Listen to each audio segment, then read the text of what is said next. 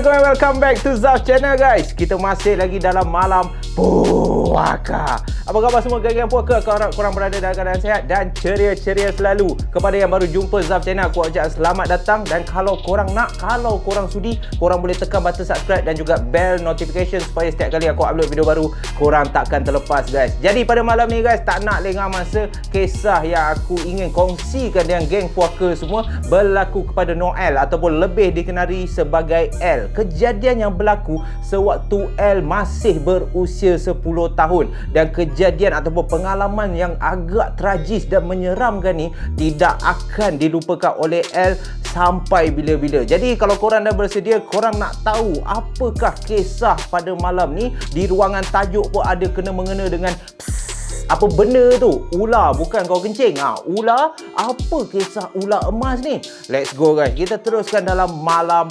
puaka.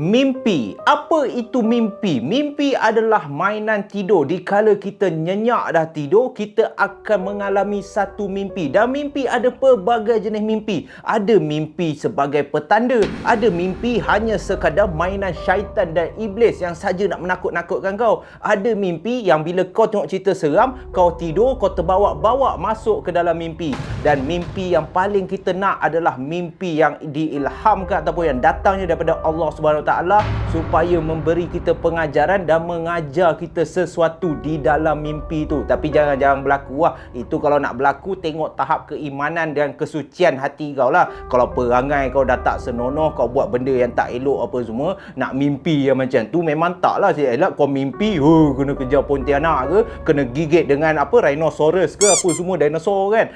Itu menyeramkan. Dan itulah yang dialami oleh L. Kisah yang cukup menyeramkan ni berlaku kepada L sewaktu dia berusia 10 tahun. Dikatakan ada satu hari tengah pukul 5 petang macam tu, rumah L dipenuhi dengan sanak saudara dan rukun tetangga, jiran-jiran semua datang. Sebab apa ya rumah L pada masa tu ramai gila orang? Sebab pada hari tersebutlah, pada petang tersebutlah, satu berita sedih telah berlaku dalam keluarga L ni. Dikatakan bapa dia yang bernama Kamil baru sahaja meninggal dunia. Tapi L umur 10 tahun, dia rasa sedih sangat. Dia dah mula faham dah kehilangan seorang bapa, kehilangan seorang ayah yang selama ini menjaga dia. Lalu nangislah mak si L ni yang bernama Melissa ni. Nangis di samping suami tersayang yang dah terbaring terbujur kaku dekat area ruang tamu tu. Sambil tu semua orang datang meratapi. Ada sanak saudara yang datang turut bersedih dengan kematian Kamil. Sebab apa bersedih? Sebab Kamil ni masih muda lagi, baru berusia 28 tahun. Dan kematian Kamil ni pun agak misteri. Bukannya kemalangan maut. Kamil ni dia macam dah sakit berbulan-bulan, tak ada selera nak makan, tak lalu nak makan, tak boleh nak berjalan. Lalu tiba-tiba ada satu hari tersebutlah Kamil meninggal dunia. Dan L ni bukan hanya seorang saja. Dia ada adik yang bernama Adam. Adam ni pada masa tu baru berusia 5 tahun. Dan untuk budak yang baru berusia 5 tahun, Adam ni manalah tahu. L gambarkan Adam ni, adik dia ni, sempat lagi bermain-main dekat ruang tamu tu. Lepas tu selak pula kain yang menutupi jenazah arwah dia, selak.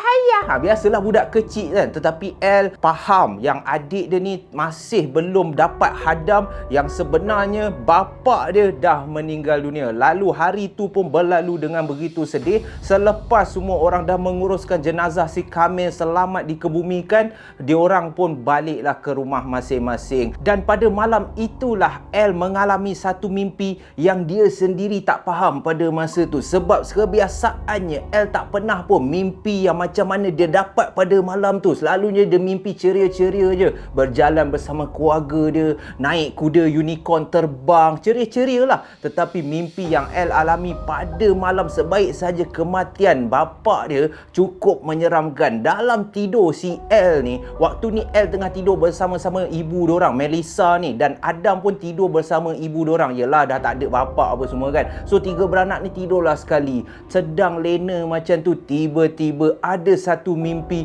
yang cukup menakutkan bagi diri si L. Dalam mimpi si L ni, dia didatangi oleh 2 lembaga ataupun 2 susuk tubuh lelaki yang berpakaian jubah berwarna hitam. Lalu muka ni tak nampak, muka pun macam terbakar hangus. 2 orang ni datang menghampiri si L ni tau.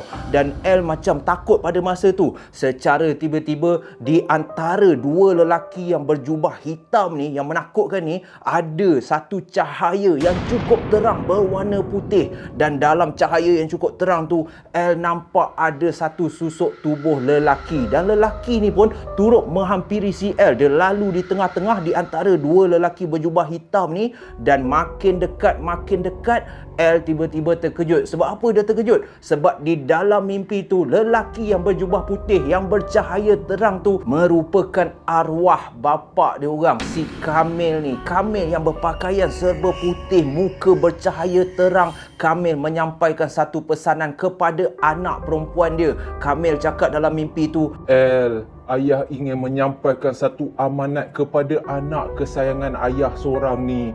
Engkau jagalah adik engkau Adam sebaik yang boleh. Dan ayah ingin memesan kepada engkau, sebelum ayah pergi, engkau jagalah keluarga kita sebaik yang boleh. Engkau peliharalah keluarga kita supaya tidak terkena sebarang gangguan dan juga masalah. Sepanjang ayah tak ada, ayah harap L, engkau bolehlah memegang janji dan juga amanat yang ayah telah sampaikan. Lalu L boleh nampak sambil ayah dia meninggalkan pesanan tu, air mata berjujuran. Tetapi ayah dia, sebelum ayah dia pergi di dalam mimpi tu, Kamil sempat memberikan senyuman kepada anak kesayangan dia, seolah-olah Kamil ni cukup rindu dan itu merupakan perpisahan terakhir buat selama-lamanya. Lalu dalam mimpi tu pun Kamil berundur, lalu hilanglah Kamil daripada pandangan si L. Dan apabila mimpi tu telah hilang apa semua, L pun terjaga daripada tidur, membasahi muka dia peluh-peluh yang dalam keadaan kesejukan pada malam tu. L dia tak dapat lagi tangkap apa yang ayah dia cuba pesankan. Kenapa dia mimpi 2 orang lelaki berjubah hitam dan tiba-tiba ayah dia datang memberi pesanan supaya dia menjaga keluarga dia sebaik yang boleh. Dan itu bukanlah mimpi yang pertama dialami oleh L. Dikatakan selepas mimpi tu aja, L kerap kali bermimpi yang pelik-pelik. Dan mimpi ni seolah-olah petanda. Walaupun L baru berusia 10 tahun, dia tak tahu nak buat macam mana. Tetapi apabila dia mendapat satu mimpi ke satu mimpi, dia pun menceritakanlah mimpi-mimpi dia tu kepada ibu dia, Melissa ni, dengan harapan yang ibu dia boleh mendapatkan jawapan apa yang cuba disampaikan dalam mimpi si L ni, guys. Seminggu telah berlalu sejak kematian Kamil. Melissa ni telah berubah 360 darjah.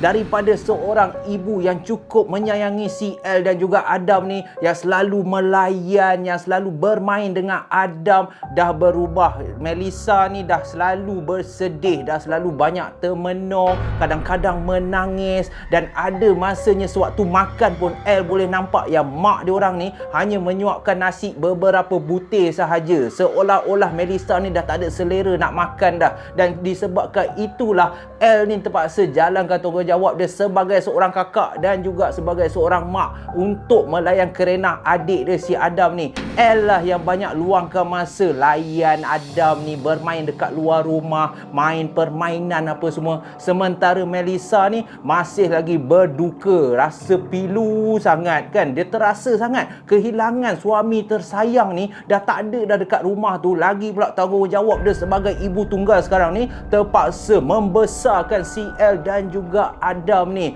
Dan pada masa inilah El cukup faham yang keadaan keluarga dia ni memerlukan dia menjadi seorang anak ataupun seorang kakak yang kuat untuk menempuh hari-hari yang bakal mendatang. Dan pada malam tu, lagi sekali sewaktu mereka bertiga tidur sahaja, El mengalami satu lagi mimpi, mimpi yang kedua. Dan dalam mimpi yang kedua ni memang jauh berbeza daripada mimpi yang pertama. Sebab apa? Sebab mimpi yang kedua ni, El berada di salah satu rumah kosong. Dia berada dalam satu rumah kosong yang begitu gelap. Dan di tengah-tengah rumah kosong tu, dia tak ada perabot lain tau. Di tengah-tengah rumah kosong tu, El boleh nampak terletaknya satu akuarium yang teramat besar. Digambarkan memang besar betul. Akuarium ni ataupun tempat ikan ni terletak di tengah-tengah rumah tu. Lalu El pun pergilah berjalan dalam rumah kosong tu mendekati akuarium yang bercahaya, yang penuh dengan ikan apa semua kan. Pada awalnya El sangkakan dalam akuarium tu daripada jauh lah. Dia ingat mesti ada ikan-ikan yang menarik. Tetapi sebaik saja El mendekati akuarium tu, di dalam akuarium tu tak ada ikan pun guys. Yang ada dalam akuarium tu terlalu banyak ular yang berwarna hitam. Ada ular yang El cakap tengah berenang-renang. Ada ular yang tengah makan. Ada ular yang tengah berlawan sesama sendiri.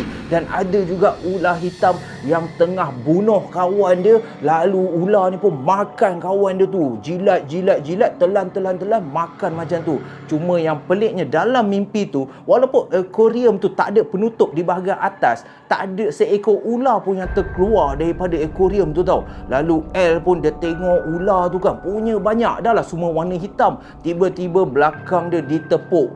Belakang El ni seolah-olah ada sesuatu yang pegang belakang dia. Lalu El pun memalingkan kepala dia. Dan sebaik saja dia memalingkan kepala dia, orang yang sama, orang yang cukup dia sayang dan dia rindu, iaitu arwah bapa dia yang dalam keadaan berjubah putih berdiri di belakang dia dan memandang ke arah akuarium tu. Lalu bapa dia pun cakap, El, inilah ular El. Dan El sempat cakap dekat bapa dia, ayah, El tahu ya, ni ular, ni bukan ikan.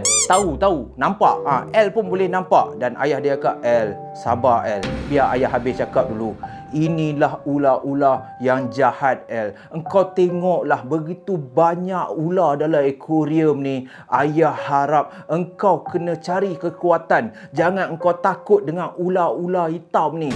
Dan ular-ular hitam ni lah sebagai petanda yang keluarga kita sebenarnya dalam bahaya El.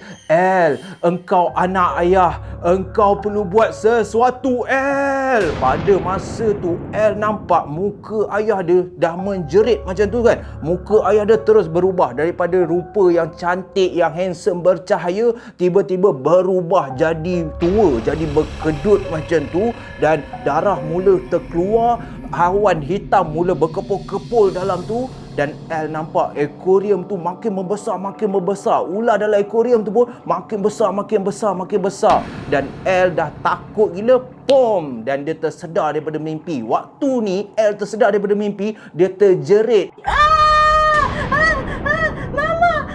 Dan ini telah mengejutkan Melissa yang tidur di sebelah dia pada masa tu. Melissa ni pun terus cakap, El, kenapa ni? Kenapa anak ibu ni? Ya Allah, tak ada. Kau ngigau. El dah menangis-nangis dah. Dan keesokan harinya, selepas dah dipujuk oleh mak dia pada malam tu, keesokan harinya El dah tak boleh pendam dah mimpi yang dia alami ni. Dah 2 kali dah mimpi arwah bapa dia. Dan mimpi yang kedua ni lagi menakutkan. Lalu El pun bagi tahu mak dia, si Melissa ni, apa yang dia alami kan. El cakap dekat mak dia ni, Mama, El nak cakap sesuatu dekat Mama. Lalu Melissa pun cakaplah dekat anak perempuan dia ni, ya El nak apa ni? Mama tak larat lah nak layan. Tak ada Mama, El nak bagi tahu, sejak ayah meninggal, El asyik mimpi lah. Pada masa ni muka mak dia dah berubah dah. Apa yang kau cakap ni El? Apa kena-mengena mimpi dengan arwah ayah kau ni? Cuba bagi tahu mak, apa yang kau mimpi? Lalu El pun menceritakanlah, tak, El mimpi ayah datang. Ayah cakap dekat El suruh jaga keluarga kita. Lepas tu El mimpi mak ada ular hitam. Ular hitam tu banyak. Lepas tu ayah cakap yang keluarga kita dalam bahaya. El takut lah mak. Kenapa El asyik mimpi macam ni ya? Kenapa El asyik mimpi arwah ayah apa semua? Dan belum sempat El habis cakap pasal mimpi dia dekat mak dia ni, tiba-tiba Melissa melantun. Tiba-tiba Melissa ni seolah-olah marah anak dia si El ni. El, apa yang kau cakap ni? Kenapa yang kau masih lagi nak menyusahkan mak ni? Kenapa yang kau cakap pasal arwah ayah kau? Mengarut El, itu semua mainan syaitan. Engkau jangan percaya. Ayah dah tak ada. Kau boleh terima kenyataan tak? Ayah kau dah tak ada. Ayah kau dah mati. Aku geramlah dengan kau ni. Semua mimpi tu, ingat, kau jangan layan mimpi tu lagi. Itu semua mainan syaitan El. Apa ni? Kau memang saja nak biar mak sakit ke? Kau suka tengok mak bersedih macam ni ke? Melepaskan segala yang terpendam dalam hati dia ni dekat anak dia, kurang ajar punya mak. Anak dia si El ni terus lari peluk si Adam, adik dia ni tau, sebab takut mak dia tiba-tiba marah dia. Padahal El ni hanya ingin meluahkan isi hati dia, seolah-olah El ni nak cuba dapatkan jawapan. Tetapi apa yang El dapat? Makian daripada mak dia. Kemungkinan besar lah Melissa ni dia tak boleh dengar orang cakap pasal arwah suami dia agaknya. Tak boleh tak boleh terima agaknya kan. Lagi-lagi pula dia masih rasa rindu dengar pula anak dia cerita pasal ular hitam lah, datang lah, keluarga dalam bahaya lah, arwah suami datang apa semua. Sebab Melissa ni dia rasa geram. Dia yang paling rindu arwah laki dia. Dia tak pernah pun dapat mimpi. Mimpi yang macam mana anak dia si El ni dapat, Melissa tak pernah dapat mimpi pun. Padahal kalaulah dia boleh dapat mimpi, Melissa ni betul mengharapkan, tolonglah aku mimpi yang aku bersama arwah laki aku supaya aku boleh lepaskan rindu aku. Tetapi malang sekali, hanya El sahaja yang dapat mimpi yang seakan-akan menjadi petanda ni. Dan sebulan pun berlalu. Selama tempoh tu El tak ada pun didatangi oleh mimpi-mimpi yang pelik-pelik. Arwah ayah dia tak ada pun datang, seperti mana yang 2 kali dah dia mimpi arwah dia datang. Tetapi selepas sebulan tu guys, mimpi yang menyeramkan mula kembali. Dalam mimpi yang dialami oleh El kali ni, dia didatangi oleh satu ular hitam. Dalam mimpi tu dia tengah baring di atas katil seorang diri, dan tiba-tiba dalam kegelapan bilik tu ada seekor ular hitam yang El gambarkan teramat besar, datang daripada bucu katil tu, terus duduk di hadapan katil menghadap si El yang sedang tidur ni. Lalu apabila El nampak ular hitam yang cukup besar, yang macam ular tedung, dah buka dia punya tepi ni, macam tu punya muka, datang dekat El ni. Dan El pada masa ni kat atas katil dia ni, seluruh badan dah gigil dah. Tengok ular hitam ni punya besar. Kau boleh bayang tak? Kau tengok King Cobra kecil pun kau dah gigil. Ni El nampak ni besar betul, 10-100 kali ganda besar punya ular. Dan ular ni, daripada memandang si El ni, ular ni nak baham dia dalam mimpi tu. Belum sempat El nak menjerit sebab ketakutan, tiba-tiba guys, zram, daripada mana? Daripada arah kanan, strop, ada seekor ular. Dan ular ni berwarna emas, putih keemasan. Ular putih yang ada tumpuk-tumpuk emas ni seolah-olah melindungi si El daripada terus dibaham oleh ular hitam ni. Lalu wap, ular emas ni gigit ular hitam ni. Dan dalam mimpi tu El nampak ular emas yang sama saiz dia, yang sama besar dengan ular hitam ni, mula berlaga, mula berlawan, serak. Ular hitam ni kejap gigit ular emas ni. Lepas tu ular emas ni frap, gigit pula, berlaga. Dan akhirnya ting ting ting, macam wrestling kan, ular emas ni tiba-tiba berjaya mengalahkan ular hitam ni. Lalu ular hitam ni ditelan hidup-hidup oleh ular emas ni. Dan dalam mimpi tu El menyaksikan segalanya. Dia macam seorang insan yang tak bersalah. Apa hal aku ada dalam mimpi ular tengah berlawan ni? Apa kena-mengena aku? Sebaik saja ular hitam tu dah ditelan sehabisnya oleh ular emas ni. Sebelum ular emas ni berlalu pergi, ular emas ni sempat memalingkan muka dia ke arah si El. Sap, ular emas tu pandang dengan lidah terjelir macam tu kan. Tetapi kau jangan bayang ular ni boleh bercakap lah. Dah nama pun ular tak ada, dia tak bercakap pun. ular ni hanya memberikan renungan yang tajam, seolah-olah ingin memberitahu si L, jangan risau, aku ada untuk menjaga kau. Dan terus ular ni pun dengan pantas berlalu pergi. Dan lagi sekali L dalam ketakutan, dia terjaga daripada tidur dia. Dia tak boleh fikir apakah petanda ni. Ya Allah, aku baru berusia 10 tahun. Kenapa aku mimpi benda yang pelik-pelik ni? Awalnya aku mimpi arwah bapa aku suruh jaga keluarga. Tiba-tiba aku mimpi ada begitu banyak ular hitam. Dan sekarang ni aku mimpi ular emas berlawan dengan ular hitam pula. Apakah nasib aku? L dah mula dah risau. Sebab apa? Dia nak bagi tahu mak dia yang dalam kesedihan tu tak boleh. Mak dia bukan nak faham isi hati dia. Dan semua bakal terjawab sebaik cukup 5 tahun sejak kematian arwah si Kamil ni. Sebab dikatakan selepas sahaja 5 tahun, tiba-tiba L dan seluruh keluarga dia mendapat satu lagi perkabaran yang agak sedih. Dikatakan atuk L belah bapa dia telah pun meninggal dunia secara tiba-tiba dekat rumah. Dan perkabaran ni cukup membuatkan hati si L ni, walaupun umur 10 tahun baru, tetapi dia berasa sedih. Sebab selain daripada bapa dia, atuk lah tempat dia meluangkan masa, tempat dia melepaskan kasih sayang, kerinduan kepada ayah dia. Dan sekarang ni atuk dia pula yang telah meninggal dunia secara tiba-tiba. Dan sewaktu L bersama keluarga dia, mak dia semua pergi ke rumah atuk dia untuk ziarah buat kali yang terakhir, L dapat tahu segala-galanya tentang kenapa ataupun sebab apa bapa dia boleh meninggal dunia setelah mengalami sakit yang cukup misteri secara tiba-tiba, guys. Sewaktu L bersama keluarga dia berada di rumah atuk dia nak ziarah jenazah arwah atuk dia ni, tiba-tiba L terdengar perbualan di antara mak dia Melissa ni dengan pakcik dia yang bernama Zainal. Tengah dia duduk-duduk dekat tepi mak dia, dia terdengar perbualan pakcik Zainal dengan mak dia. Pakcik Zainal tanya mak dia, "Lisa, aku nak bagi tahu kau ni, ini ada kena mengena aku rasa ni dengan arwah laki kau ni." Dan Melissa pun tanyalah pakcik dia, "Apa pula Nal? Kenapa kau cakap macam tu? Apa kena mengena kematian atuk dengan arwah suami saya?" Lepas tu pakcik Nal terus cakap, "Aku rasa sebabkan ini perbuatan hianat ni." "Hianat?" Melissa cakap kan. "Hianat apa maksud kau?" "Aku rasa engkau dah disantau ni. Ada orang yang hantar santau untuk biar keluarga kau sengsara. Aku rasa ada orang yang tak suka keluarga kau ni." Sebaik saja L dengar perkataan santau, pada masa tu dia pun tak tahu santau tu apa. Dia pun macam pelik. Santau? Ayah aku mati disebabkan santau ke? Siapa santau ni? Pada masa tu L ingat santau ni nama orang. Bapa tak sedap punya nama kan. Tapi tak boleh salahkan L lah, dia budak lagi kan. L dah bersemangat dah. Santau? Siapa santau? Oh, sampai hati kau bunuh ayah aku aku kena cari kau ni. Tetapi dalam kesibukan tu, dalam rio rendah tu kan, dia dengar perbualan di antara mak dia dan pakcik Zainal ni. Sebaik saja semua dah selesai, mereka pun pulang ke rumah. Dan apabila mereka pulang ke rumah, tiba-tiba sewaktu masuk ke dalam rumah diorang, L ni boleh nampak ada satu susuk tubuh yang seakan-akan lembaga hitam yang tak ada mata. Cuma ada mulut sahaja, tengah berdiri tercegat dekat dapur tu.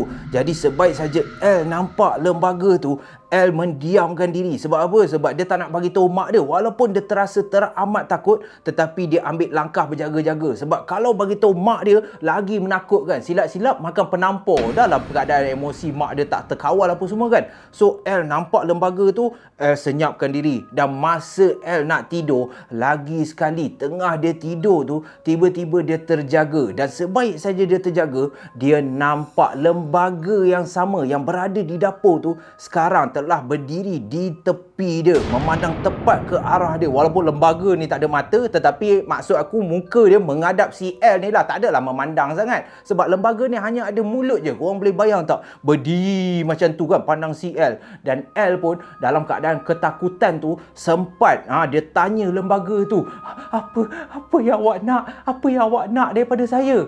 Dan alangkah terkejutnya L apabila lembaga tu seolah-olah memberi dia satu jawapan. Lembaga tu cakap, Aku datang sebagai penjaga engkau. Perjanjian yang telah dibuat oleh keluarga engkau tidak boleh diputuskan. Dan kalau engkau nak tahu, akulah pendampingmu. Akulah yang selama ini menjaga keselamatanmu. Sebaik saja lembaga tu cakap macam tu, daripada susuk tubuh berwarna hitam tak bermata, tiba-tiba El nampak di hadapan mata dia, dekat sebelah dia, El nampak lembaga yang berwarna hitam ni tiba-tiba berubah secara perlahan dan berubah jadi apa? Berubah sama macam dalam mimpi dia. Cumanya kali ni menjadi realiti. Lembaga hitam ni berubah menjadi seekor ular emas yang berwarna putih bertumpuk-tumpuk emas. Lalu ular ni pun bila dah berubah, pandang tepat ke arah El dan terus berlari keluar daripada bilik tu. El yang teramat takut pada masa tu dalam keadaan menggigil, dia terpaksa juga sebab dia dah teramat takut, dia menjerit sekuat hati.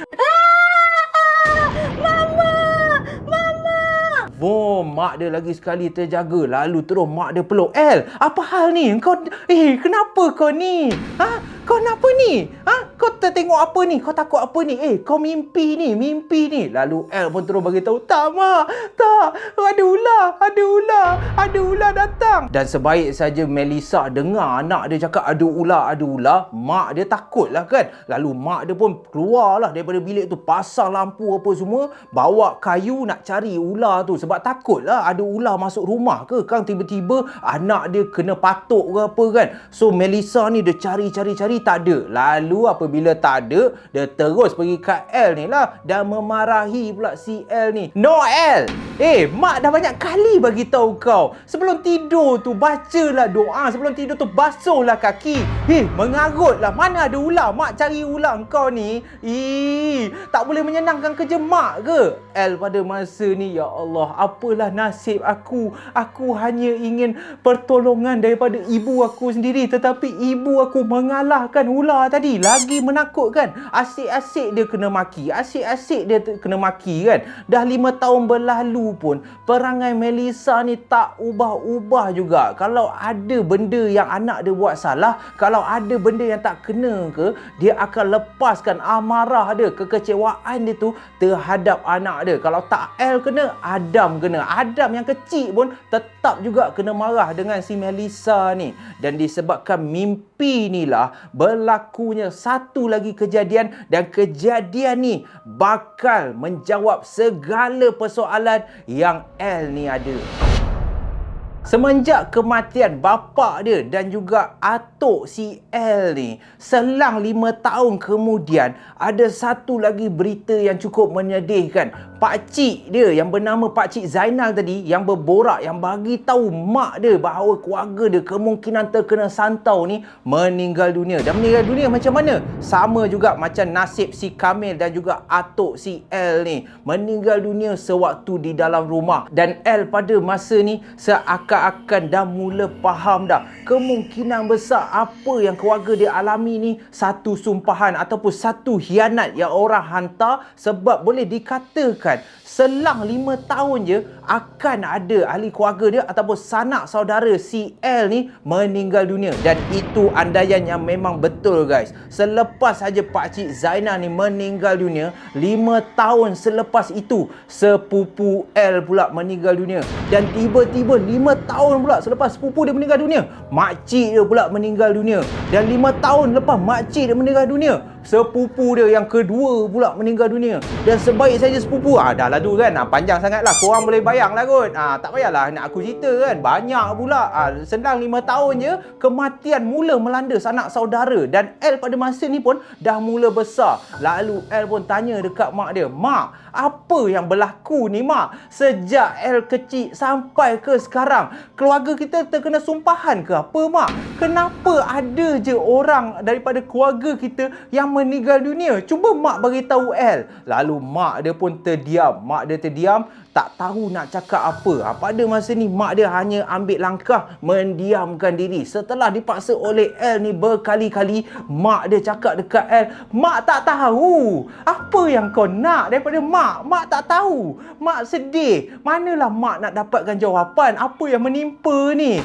Mungkin ini semua takdir. Nak buat macam mana? Engkau janganlah anggap sumpahan. Yang penting sekarang ni, tanggungjawab mak nak kena jaga engkau dengan adik engkau si Adam ni. Apa yang kau susah hati sangat? Dan L pun cakap kat mak dia, mak, kalau ada benda yang mak rahsiakan daripada L, cubalah mak bagi tahu. Dulu L pernah dengar Pakcik Zainal cakap keluarga kita terkena santau. Betul ke mak? Ada orang tak suka kita? Lalu mak dia pun terus cakap dekat L ni, nak, kau dengarlah cakap mak ni. Tak kisah apa orang nak buat. Yang penting sekarang ni, mak terkena jalankan tanggungjawab mak. Mak terpaksa. Mak kena jaga engkau dengan adik engkau. Sekarang ni yang penting, tak kisahlah apa jadi pun. Yang pentingnya keluarga kita aman bahagia. Dan itulah yang diberitahu oleh Melissa kepada L. Dan apabila makin lama, banyak pula keluarga di kalangan ahli keluarga si L ni meninggal dunia, sampailah giliran mak dia, iaitu Melissa ni pula tiba-tiba jatuh sakit dan sedang terbaring dekat atas katil menunggu ajal yang bakal tiba. Sebelum ajal datang menjemput si Melissa ni, pada masa inilah L dapat jawapan daripada mak dia. Segala rahsia, segala punca kenapa kehadiran ular emas yang daripada dulu sehingga sekarang kerap kali muncul dalam mimpi dan juga realiti hidup si L ni. Ada masanya ular tu L tengah duduk kan, tengah study, ular tu duduk sebelah dia seolah-olah belajar sama. Ada masa L boleh nampak ular ni keluar daripada tandas macam tengah mandi apa semua. Dah macam-macam gangguan dah yang L ni terima. Tetapi sebelum mak dia menghembuskan nafas yang terakhir, segala-galanya bakal terjawab. Mak dia memberitahu L, rupa-rupanya mak dia sendiri yang telah buat perjanjian. Perjanjian apa?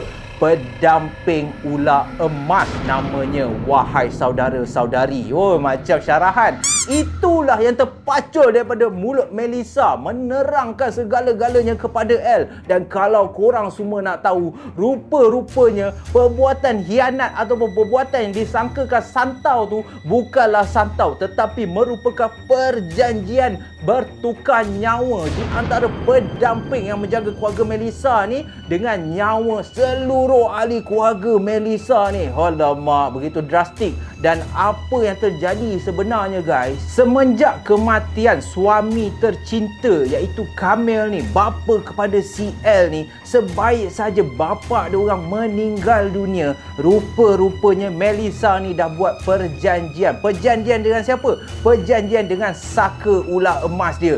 Perjanjian ni mengatakan bahawa dia nak pendamping ular emas ni menjaga keluarga dia. Dia dah tak nak dah apa-apa berlaku kepada L dan juga Adam. Dia dah tak nak dah ada di kalangan keluarga dia yang meninggal dunia seperti mana suami tercinta dia meninggal dunia. Lalu perjanjian pun diikat. Dan perjanjian ni bukan perjanjian biasa-biasa guys. Penunggu ataupun pendamping ular emas ni mengatakan kepada Melissa, aku boleh menjaga keluarga engkau, tetapi setiap 5 tahun engkau kena memberikan, engkau kena korbankan nyawa ahli keluarga, sanak saudara engkau, supaya aku boleh menjalankan tugas aku. Kalau engkau nak anak-anak engkau selamat, kita ikat perjanjian ni. Lalu perjanjian pun dimeterai ataupun diikat oleh Melissa dan pendamping ular emas ni. Sebab itulah setiap 5 tahun ada sahaja nyawa daripada sanak saudara Melissa ni yang terkorban. Sebaik saja diterangkan oleh ibu si L ni macam tu, L mengalirkan air mata Patutlah selama ini arwah ayah dia sering kali cakap dekat El ni, engkau lah yang nak kena jaga, engkau lah yang nak kena betulkan balik keluarga kita. Rupa-rupanya mak dia yang dah termakan hasutan iblis laknatullah. Mak dia lah yang telah mengikat perjanjian, sanggup korbankan ahli keluarga yang lain semata-mata untuk menjaga keluarga sendiri. Tidakkah engkau percaya yang segala-galanya atas kehendak Allah Subhanahu Wa Taala? Sebaik-baik penjaga adalah Allah. Janganlah engkau meminta bantuan daripada jin, Melissa. Oh, dah macam ustaz kan? Dan itu telah membuatkan segala-galanya binasa. Dan sewaktu Melissa ni nak menemui ajal dia, begitu susah, begitu perit. Seakan-akan apa amalan ataupun perjanjian yang dia buat ni telah memakan diri dia sendiri. Melissa sewaktu meninggal dunia, lidah dia dalam keadaan terjelir keluar, mata terbeliak, seakan-akan sama macam ular tu. Dan sebelum Melissa ni menghembuskan nafas yang terakhir, Melissa dengan lidah terjelir tu sempat mengeluarkan bunyi seakan-akan ular juga. Macam tu lah lebih kurang. Sungguh menakutkan. Dan akhirnya El telah pun kehilangan kedua ibu bapa dia, dan dialah yang terpaksa membesarkan dan menjaga sepenuh kasih sayang adik dia yang bernama Adam ni. Itulah orang cakap, sesal dahulu pendapatan, sesal kemudian tiada guna. Melissa, engkau sendiri yang telah termakan hasutan syaitan dan melakukan perjanjian yang akhirnya merugikan engkau sendiri, wahai Melissa. Jadi itulah saja guys kisah untuk malam ni. Apa pengajaran yang kita boleh dapat dalam kisah Melissa ni? Jangan sesekali kita membuat perjanjian ataupun kita bersekutukan Allah. Jangan kita terpedaya dengan hasutan jin yang kononnya jin tu boleh menjaga keluarga kita. Kita kena terima takdir, ajal, maut, jodoh, pertemuan, semua di tangan Allah. Jangan sesekali disebabkan hawa nafsu kita nak orang tersayang kita dapat jaga apa semua, sanggup berdamping dengan jin, ular, sawa apa semua semata-mata nak jaga. Akhirnya apabila engkau dah nak meninggal dunia, engkau yang jadi macam ular, lidah terjelir apa semua kan. So aku harap korang dapat pengajaran daripada kisah pada malam ni, dan aku ucapkan terima kasih banyak-banyak Game Puaka kerana sokongan korang terhadap Zaz Channel. Aku sayang korang semua dan aku harap korang terhibur. Kita jumpa lagi dalam Malam Puaka yang akan datang guys. Stay safe, stay healthy. Ingat guys, aku sayang korang semua to the moon, to the star. Alright? So kita jumpa lagi dalam Malam Puaka yang akan datang guys. Bye bye. Yes.